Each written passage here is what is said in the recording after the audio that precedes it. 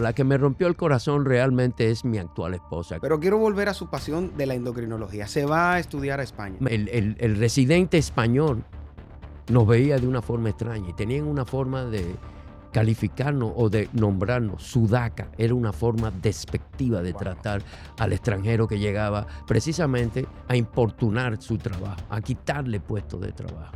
Pude incursionar en el campo de la investigación dentro de la endocrinología, donde pude mediar incluso con líderes de ese movimiento anti-latinoamericano. Cuando usted se entera de su condición de salud. La imaginación es la mitad de la enfermedad. La tranquilidad es la mitad del remedio. La paciencia, el inicio de la cura.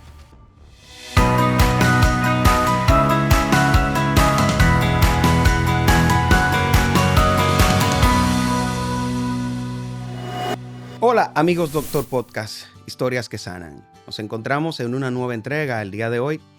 Dicen que la ciencia cobra alma cuando se ejerce con propósito. Y es ese propósito que estaremos descubriendo el día de hoy con un invitado muy especial que nos honra con su presencia. Muchas veces nosotros creemos que vemos al médico detrás de la bata blanca y no sabemos o no entendemos que existe un ser humano que siente, que padece, que tiene emociones, y nos olvidamos de esa parte. Y es eso lo que buscamos descubrir en los episodios de Doctor Podcast. Hoy nos encontramos con la presencia de un endocrinólogo de más de 40 años de experiencia, investigador, un hombre muy curioso y capcioso de la ciencia. Nos encontramos en la presencia del doctor Guillermo de Filló. Doctor, bienvenido a Doctor Podcast. Muchas gracias por la invitación. Para mí es un placer, de verdad que sí. Qué bueno contar con usted, doctor, por acá. Y sé que nuestros amigos de Doctor Podcast hoy van a estar encantadísimos con la trayectoria y la historia suya que contar. Yo que he conocido un poquito de ella, ya sé lo emocionante y lo desafiante que ha sido para usted. Y hoy queremos conocer un poco de usted, doctor. Sí, cómo no, caramba. Tú sabes, permíteme citar siempre el pensamiento de un gran autor que siempre lo he llevado conmigo, el señor Humberto Eco. No sé si lo ha oído mencionar en su No lo he libro. escuchado. Su libro El péndulo de Foucault dijo que la historia del hombre está marcada por 4 características: grandes mentiras, grandes controversias, grandes paradojas y grandes estupideces. Te puedo poner el ejemplo fácilmente. Grandes mentiras. Creo que demasiado bomba, demasiado bulla con la presentación mía. ¿Por qué lo dice, doctor? Bueno, lo digo, no quiero, abrazo el código de Benito de Nursia, por favor. No quiero ser prepotente ni arrogante, sino todo lo contrario. Mi vida ha sido mucha lucha más que nada. Esa es la verdad. Esa es la lucha que quisiéramos conocer. Y doctor, con todo el respeto que usted me merece por su trayectoria, su carrera profesional, hoy quisiera dejar de lado su título de doctor y quiero hablar con Guillermo. Claro. Yo sé que nuestros amigos de Doctor Podcast quieren escuchar quién es Guillermo, de dónde viene Guillermo, cómo se formó Guillermo, cuáles son sus orígenes, de esos orígenes que los han llevado donde usted se encuentra el día de hoy. Correcto. Pero te termino rápido las frases de Humberto Eco. Este espacio Grandes es mentiras, tuyo. listo. Perfecto, pero grandes controversias. Controversia, medicina nuclear o Chernóbil. Grandes paradojas. Utilizar material radiactivo para curar el cáncer. El mismo material radiactivo responsable precisamente del accidente de Chernóbil. Y grandes mentiras. Ay, la arrogancia del hombre, el peor, la soberbia, el peor de los pecados capitales, según Juan de la Cruz en su subida al Monte Carmelo. No son los 7 pecados capitales, la soberbia es el peor de todos. Doctor, usted empezó dejándonos una enseñanza. Bueno, Guillermo, de ahora en adelante. De ahora en allí, por Empezó favor. dejándonos una buena enseñanza y esperábamos nosotros tener ese consejo para el final del encuentro. Pero qué Perfecto. bueno empezar con esa introducción. Perfecto, perfecto. Como no, mi vida ha sido más que nada, yo fui una persona y soy una persona inquieta. A mí me llamó la atención la medicina porque siempre pensé en el otro, en el plan B. De hecho, en mi familia soy problemático. ¿Cómo problemático? En el Espérese, doctor, sentido, vamos a definir eso. mira cómo. O sea, conocemos nuestra posición, pero a mí siempre, desde temprano, me gustó conocer la posición del otro a quien me enfrento. Hoy en día a lo mejor puedo utilizar una frase filosófica que pueda encajar perfectamente bien. Uy, una mente bien educada es aquella que es capaz de conocer un conocimiento adverso, contrario al tuyo, pero sin estar de acuerdo con él. Ese es un pensamiento aristotélico, pero hoy lo puedo sacar. Pero sin embargo, lo que te decía era precisamente preocuparme más por el otro que por lo mío. Lo mío yo sé lo que es. Yo quiero ver cómo piensa el otro que le duele, el otro que es mi enemigo. Ese es un principio básico, Empatía absoluta. totalmente, siempre. Ese fue el principal motivo mío desde joven que me hizo, escoger la carrera de Ujú. La medicina. carrera de medicina. La carrera de Pero antes de eso, doctor, hay una historia previa. Hay una historia ¿Dónde nace Guillermo? ¿Quiénes son sus padres? ¿Cuáles perfecto. son sus orígenes? Mira, yo no tengo un ídolo grande, pero hay alguien a quien respeto mucho, mucho, que es mi abuelo, el doctor Fernando Alberto de Filló. Wow. Fernando Alberto de Filló eh, es hijo de una españolita que fue conquistada en el confesionario por un sacerdote rubio bonito que hablaba precioso, le decían el pico de oro, el arzobispo Meriño. La iglesia ha tenido problemas en reconocerlo, pero no es cuestión de reconocerlo. Mi abuelo fue, por tanto, un hijo natural, pero Meriño no lo abandonó. Fíjate, esta historia que te voy a hacer, escueta, me ha desgarrado siempre y la he llevado conmigo y he tratado de descubrirla. Meriño no la abandonó, ni tampoco su madre. Sucedió lo siguiente. Meriño tenía unas hermanas en Puerto Plata donde él se crió y lo protegió, le dio educación, lo becó para llevarlo a París, donde se hizo miembro del Instituto Pasteur y le hizo avanzar. De Filló se hizo famoso y hasta que no tuvo un título en la mano, vivió en la curia al lado del arzobispo. El arzobispo, como se ha dicho, nunca lo abandonó. No podía darle el nombre, no puede ser un hijo legítimo, pero era un hijo natural a quien quiso. Y Meriño tuvo otro, otro tronco importante también. Eso Usted dice que esa parte de la historia lo desgarra. me desgarra porque pienso en el doctor de Filló, en lo que fue el doctor de Filló. ¿Y su papá, Su Guillermo? madre vivió con él también, pero tan solo 5 o 6 años. A lo mejor un niño de 5 o 6 años, Ujú. porque encontró otra pareja y se casó. Y, no sé si era cuestión de, no sé, no tengo explicación, Ujú. porque sería especular y enfermo, pero esa bisabuela paterna se casó con otra persona y se fue a vivir a Cuba y creó una familia extensa. Ok, Pero mientras estuvo de Filló, estuvo al lado. Y por supuesto, las hermanas del arzobispo fueron claro. su madre real. ¿Y cuándo Uh, llega Guillermo a la vida? yo fui muy inquieto, tú sabes, Ujú. rubito, con melenita y qué tal. Y era muy travieso, pero siempre esa inquietud se desbordaba en el interés por el otro. Hablaba mucho. Y Y tú sabes que el que mucho habla o mucho pega guerra. o mucho hierra. Claro, doctor, Guillermo, perdón. ¿Y quién, su papá? ¿Dónde nace usted? Mi padre es ingeniero arquitecto, nace en Santo Domingo. Somos una familia de 4 varones y 2 hembras, Ok. bien casado, en muy buena lid con mi madre. Eh, ¿Y no, usted dónde nació? ¿Nació en Santo nací Domingo en Santo también? Domingo, ¿Dónde nací. estudió, doctor? ¿Dónde empieza sus estudios? Exacto, estudié la primaria la hice en un colegito de familia, Sagrado Corazón de María, que Dice estaba que frente a la iglesia de San Judas Tadeo, no sé si la conoces sí, en sí, Ato. claro que sí, claro que Bueno, sí. Cuando perfecto. se refiere Eso no era eso, eso era una pequeña parroquia con un patio grande donde jugábamos mucho pelota. sí, como esos terrenos en aquella época, doctor. Mire, y Y de ahí fui a La Salle. a la Entonces, en Salle. La Salle ahí me gradué de bachiller, ciencias naturales, y luego, pues, fui a la Universidad Nacional Pedro Enrique Ureña, que no llevaba mucho tiempo de abierta, tenía mucha fama, quienes la formaron fueron gente dedicada, muy renombrada, y bueno, un lote importante de esa juventud cayó en la Ahí universidad. estudia medicina. Ahí estudié medicina completamente y tuve incluso tropiezos. Porque los primeros 3 años una preparación, fíjate, básica, premédica, pero no pude pasar a la escuela de medicina por un contratiempo que tuve con la materia de psicología, que mucho me gustaba. Me gustaba, no, la La amaba, amaba. la amaba.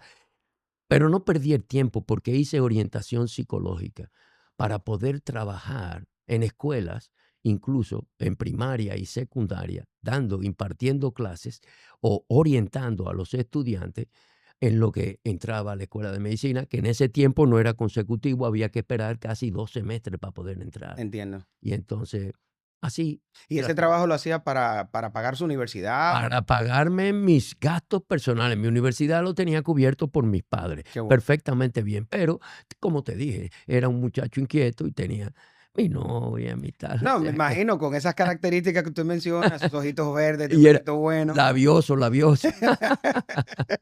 Guillermo, ¿y en qué momento de sus estudios usted se inclina por la endocrinología específicamente? Bueno, eso fue algo realmente, muy particular, pero que tampoco puedo decirte que fue una pasión completamente. A mí me gustaba la medicina interna completamente toda, pero también tenía el arte de la cirugía. De hecho, gané un premio de anatomía con el profesor Capellán, me dijo, si usted no se dedica a cirujano, usted puede dejar la carrera de medicina. El premio fue una calavera original, que entrábamos a desglosar la anatomía como Dios Y manda. cuando usted llegó con eso a su casa, cuénteme. Eso fue tremendo. Imagínate tú, terminé, desafortunadamente esa calavera la quise muchísimo, estuvo conmigo en el cuarto, pero mis hermanos que dormían conmigo decían, Guillermo está embrujado, trajo una calavera, o sea, fue algo muy curioso, pero terminé, como te dije, regalándola a una tía que me la pidió para Un hijo un, que iba a estudiar medicina exactamente, también. y tuve. Doctor, yo quiero seguir en su carrera, pero no puedo dejar de lado y sé que nuestros amigos de Doctor Podcast quieren saber qué significa su papá en una sola palabra para usted. Entrega. ¿Y su mamá? Oh, entrega al cuadrado. Sus hermanos, Mi viene de una familia larga. Sí, somos muy peleones entre todos, porque todos queremos tener la razón. Eso siempre pasa cuando son familias muy abundantes. Somos amantes de la lectura, somos curiosos todos, pero sí, igual, gente, todo el tiempo nos hemos mantenido unidos, nuestros Mencionó, pros y contras. mencionó que sus hermanos dormían con usted. Sí, era una sola habitación con 2 camarotes, 4 hermanos, 2 y 2, 2 y 2. exacto. Y las hembras en otra. Las hembras en otras habitaciones. Ya. Qué experiencia aquella, Eh, doctor. bueno, la viví, la gocé y la disfruto y la conservo con gran amor. Claro, le pregunto. Nos turnábamos la ropa, por ejemplo. A veces el uno llevaba una tal cosa, el otro llevaba tal cosa, pero claro, cada cual guardaba celosamente sus aperos. Pero si yo necesitaba algo que me gustaba del otro, era capaz de cogerla sin pedirle permiso, pues ya eso era un pleito. O el otro lo hacía de mí, también era un pleito. O sea que fue muy, muy interesante, muy curioso, revoltosa, pero muy amable. Quiero volver Gran- otra vez al tema de el inicio. Y es que muchas veces lo vemos y decimos, ha tenido una vida extraordinariamente buena, llena de éxito, pero no sabíamos que usted dormía con sus hermanos en la misma habitación. Sí. Y esos conflictos que nos ayudan a Tú ver hacia el cállate, ya futuro. el almohadazo tonto, ya tú sabes, eso era tremendo. En ese entonces se estilaba ese estilo Sí. y los camarotes, afortunadamente para nuestros padres. Como te digo, mi padre fue un ingeniero, arquitecto. En ese entonces la universidad, pues el título era ingeniero civil y arquitecto Ujú. conjuntamente. Luego se separó y conformó con una firma de ingenieros arquitectos con un colega y bueno, y le pudo sobrevivir. Pero hay algo que yo siempre le guardé, porque él, cuando acumuló algo que le creyó que era suficiente para mantener la familia, siendo relativamente joven, se retiró de la carrera. Eso siempre me quedó a mí como inquietud. Y nunca ¿Por se qué lo no siguió? preguntó. No, Nunca se lo. nunca, no, ni me atreví a preguntarle nunca, pero siempre me llamó la atención. Mire, doctor, usted mencionaba, perdón, Guillermo. Y curioso.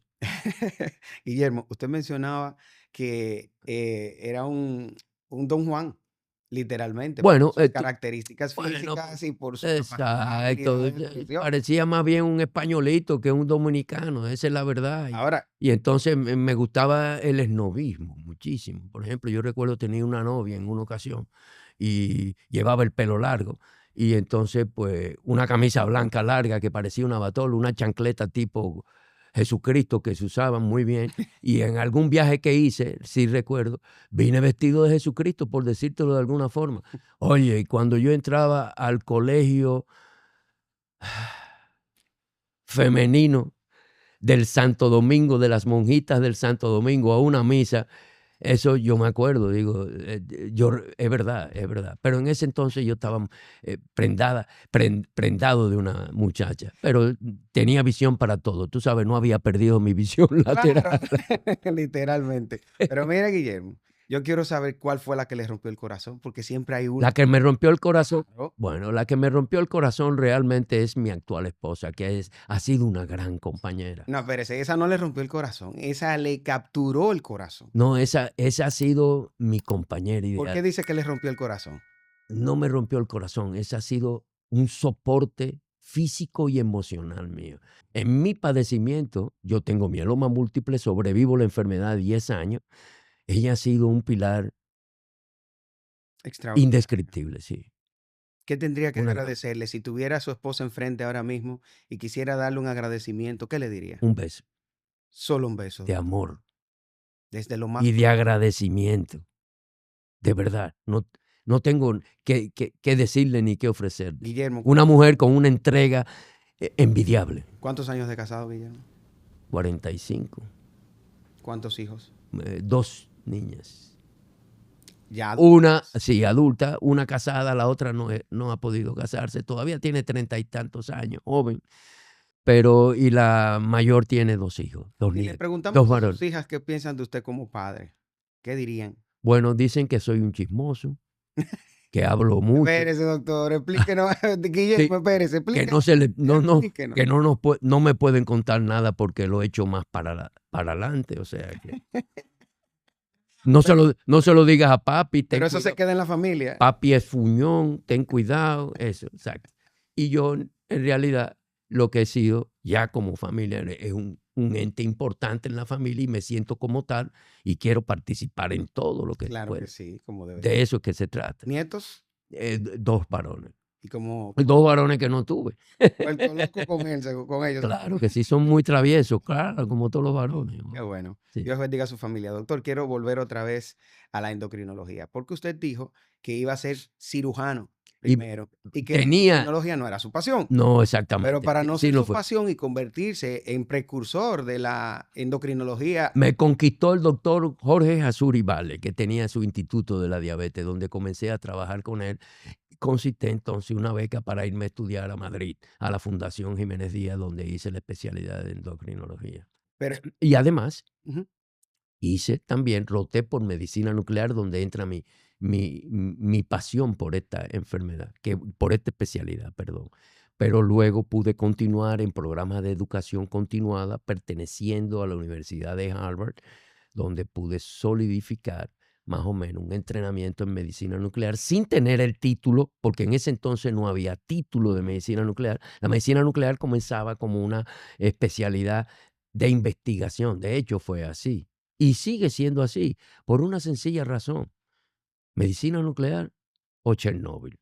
Fíjate, en Estados Unidos el 25, todavía, actualmente el 25% del personal que trabaja en un hospital universitario de promedio 500 camas desconoce por completo lo que es la medicina nuclear.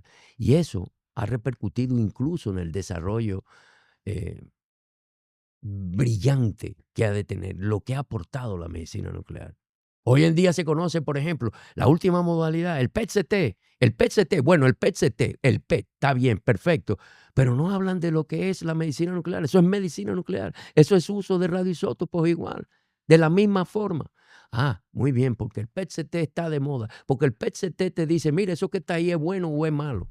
como decíamos al inicio, la ciencia pura con pasión tiene Claro, propósito. claro. Pero quiero volver a su pasión de la endocrinología. Se va a estudiar a España. Me voy, sí, hice Y una buena formación. cuénteme de esa transición, porque usted es dominicano, Sí. no tenía, me imagino, arraigos en Europa. No, me fui casado Y con en mi ese mujer, momento, que era de origen español.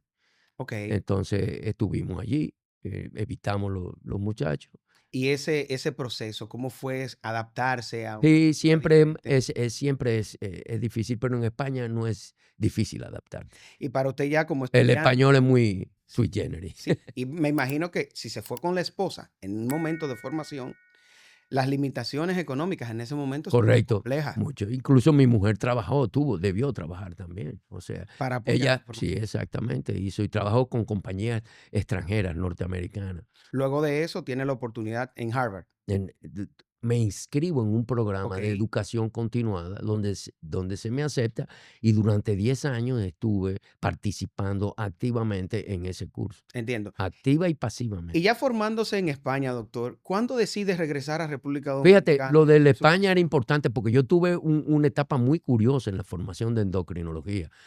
El residente español nos veía de una forma extraña y tenían una forma de calificarnos o de nombrarnos sudaca. Era una forma despectiva de Wow, tratar al extranjero que llegaba precisamente a importunar su trabajo, a quitarle puestos de trabajo. Y fue una lucha dura, de verdad. Yo pude incursionar en el campo de la investigación dentro de la endocrinología, donde pude mediar incluso con líderes de ese movimiento anti-latinoamericano. Incluso tuve la oportunidad era como luchar contra el mal frente a frente. Y me lo dijo claro. O sea, no lo queremos a ustedes aquí. ¿y nunca pensó desistir en ese momento? No, nunca. ¿Por qué? Nunca en la vida. Nunca he pensado desistir de nada que emprendo. Nunca en mi vida. Don't give up. No te des por vencido. Qué fortaleza, doctor. Toda mi vida he sido así. Regresemos entonces cuando ya se gradúa en España y decide venir a ejercer a República Dominicana y no quedarse ejerciendo en España, Ok. aún habiendo roto Pude haberlo hecho. tantas barreras, tantas Claro, fronteras claro. en el tema. Pude haberlo hecho porque ya luego llega un momento al final que hay un poco de flexibilidad en esa actitud de esos residentes españoles y hay cierta compenetración. En el caso mío, ni hablar. Yo digo siempre, si me dejaron hablar, perdieron. Ese pleito lo perdí. Lo perdieron. Regresa a Santo Domingo, doctor, Regreso con a su Santo familia. Domingo y entonces, fíjate, siempre tuve conmigo la idea con un colega endocrinólogo de montar una gammagrafía original, precisamente por mi rotación de medicina nuclear. Y eso, pues me despertó la idea de crear un proyecto de un laboratorio de medicina nuclear, de un departamento de medicina nuclear. Y ahí comenzaron mis mayores problemas. Quizás ese es el reto, sin quizás, el reto más grande que yo he tenido en toda mi vida.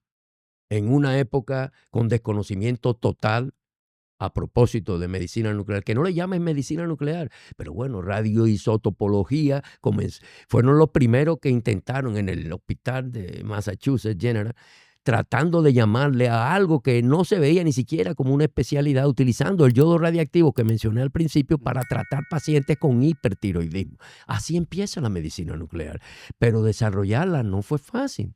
Fue un trabajo arduo y sigue siéndolo.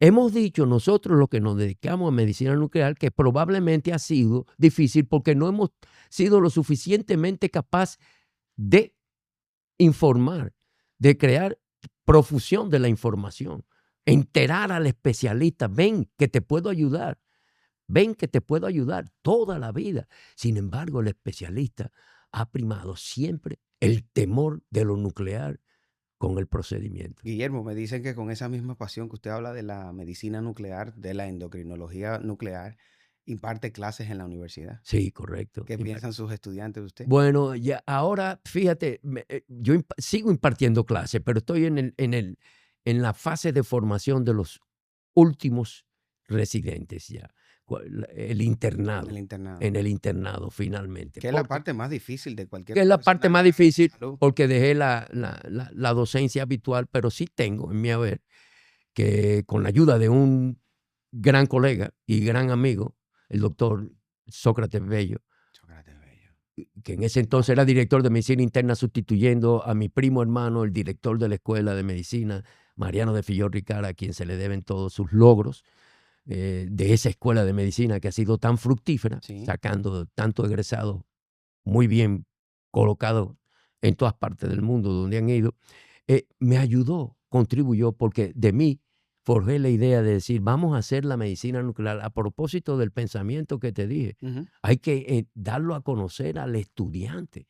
no llegar al especialista. Obviamente, el especialista que venía de fuera y había trabajado en su formación en serio, conocía perfectamente bien cómo podía utilizar un servicio de medicina nuclear y de hecho, esos eran los pacientes que recibíamos, de esos pacientes. Pero yo entendía que había que comenzar con la instrucción de la medicina nuclear desde temprano.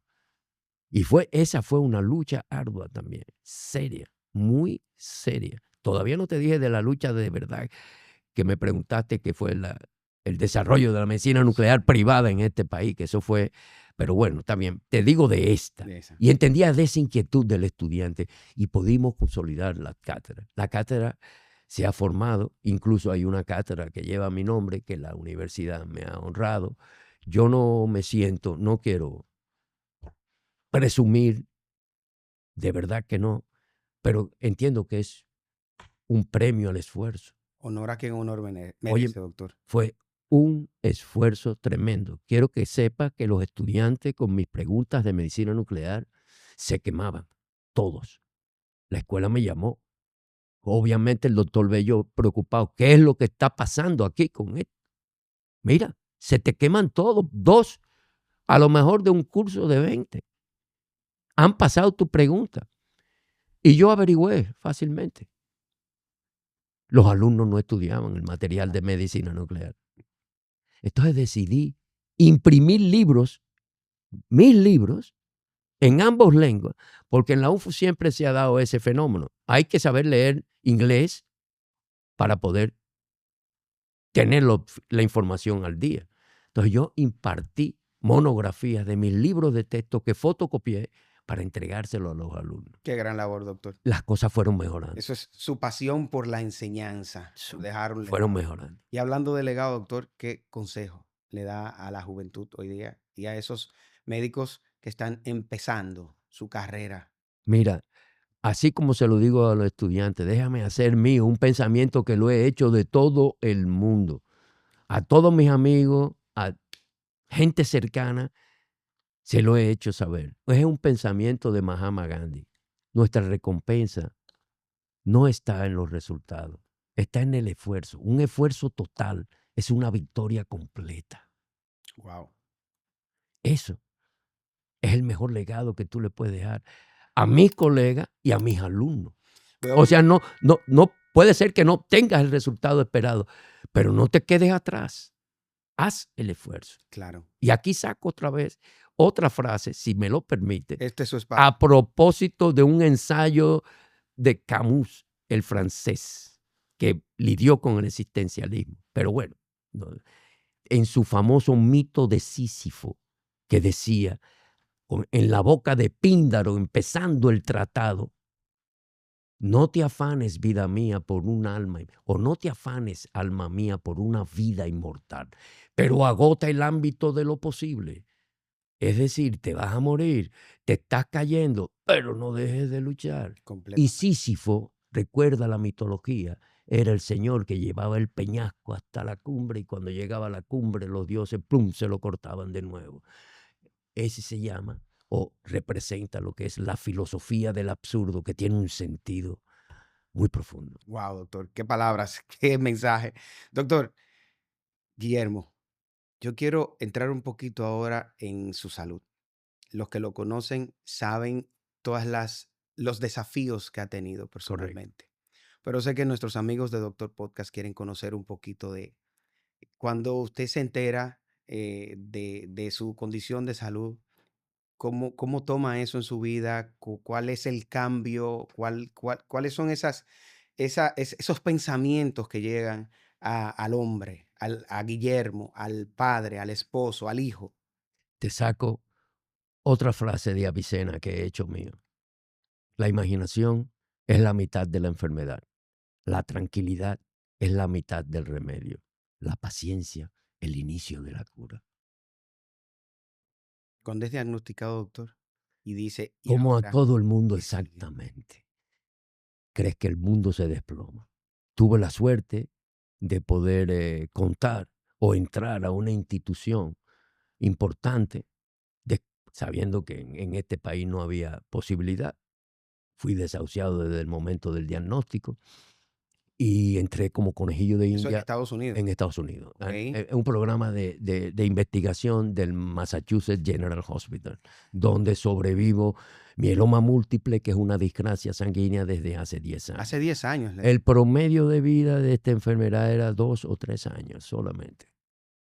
Y actualmente me encuentro bajo un tipo de inmunoterapia celular, pero sí, es una innovación y es algo que probablemente resuelva muchas facetas de la medicina. Estamos entrando en el nuevo campo de la inmunoterapia celular, que es coger una célula tuya de defensa debilitada, incapaz de funcionar para protegerte contra el cáncer o contra la infección, prepararla en un laboratorio de biogenética y que tu misma célula combata la enfermedad. Combatir la enfermedad. Doctor, y cuando habla de que se convirtió en conejillo de Indias, que entrando Sí, a un programa, no es un procedimiento, un tratamiento comercialmente disponible.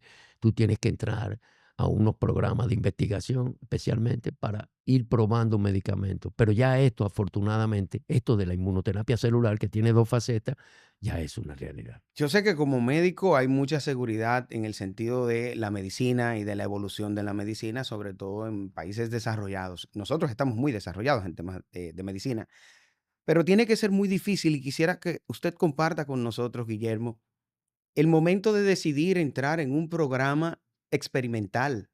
¿Qué significa eso para el hombre? Para el médico no, el médico está muy claro. Tú no tienes de otra. Para el hombre, Tú estás, ya te vas. Y de repente, acuérdate la frase que te acabo de citar en boca de Píndaro.